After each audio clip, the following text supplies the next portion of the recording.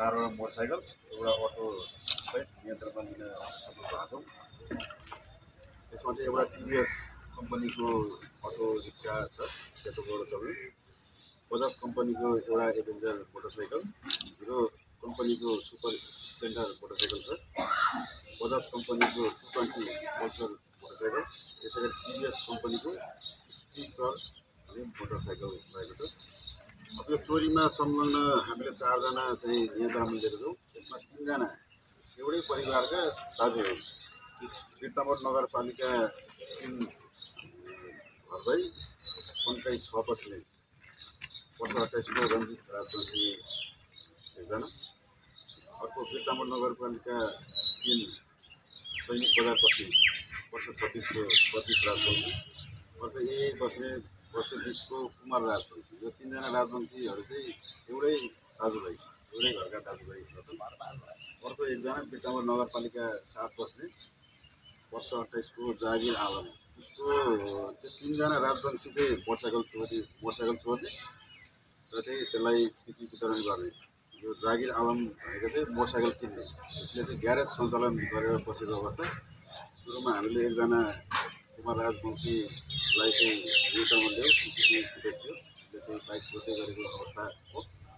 उसलाई नियन्त्रणमा लिएर अनुसन्धान गर्दै जाँदा त्यही अन्य मोटरसाइकलहरू पनि चोरी गरेको भन्ने खुल्दै आयो।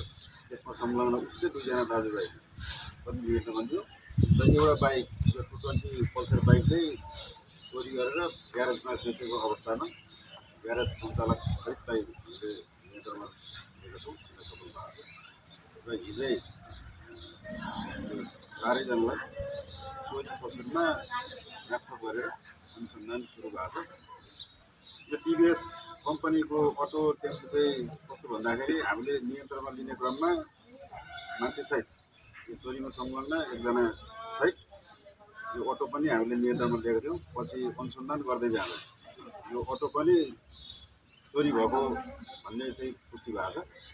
त्यसमा चाहिँ त्यो नम्बर प्लेट चेन्ज गरेर चलाउँदै गरेको अवस्थामा पछि हामीले अनुसन्धान गर्दै जाँदा यातायात कार्यालयबाट विवरण मगाएर अनुसन्धान गर्दै जाँदा त्यो पनि चोरी भएको भन्ने पायौँ। र अटो रिक्साको साउ धनी पनि सम्पर्कमा आएर जारी दिइसक्नु भएको छ।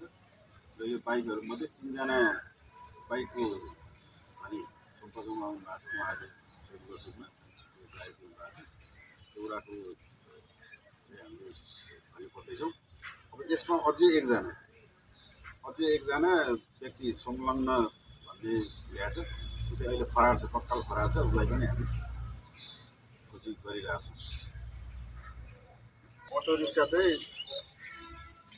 2082 वैशाख 6 गते बिहानको अन्दाजी राति 2:30 बजेको समयमा जिल्ला झापा अर्जुनधारा नगरपालिका वडा नम्बर 5 मुसी चोक स्थित गङ्गा प्रसाद तिमसिनाको घर कम्पाउन्डबाट चोरी भएको पाइयो।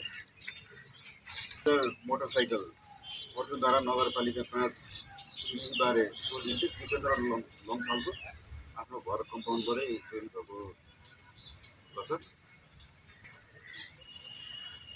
अर्को हिरो कम्पनीको सुपर स्प्लेन्डर बिर्तामोड नगरपालिका वडा नम्बर 3 दुर्गा मन्दिर पछाडि ध्रुव शिवा कोटीको घर अगाडिको बाटोमा पार्किङ गरेर राखेको अवस्थामा त्यहाँबाट चोरी भएको रहेछ। 220 पल्सर अर्जुनधारा नगरपालिका वडा नम्बर 6 कप्पनबारी स्थित केशव कुमार लिम्बूको आफ्नो घर कम्पाउन्डबाट चोरी भएको। स्ट्रिकर मोटरसाइकल चाहिँ बिर्तामोड नगरपालिका वडा नम्बर 2 चारपाने स्थित पाथिवरा टोल बस्ने अर्जुन खनालको घर कम्पाउन्डबाट चोरी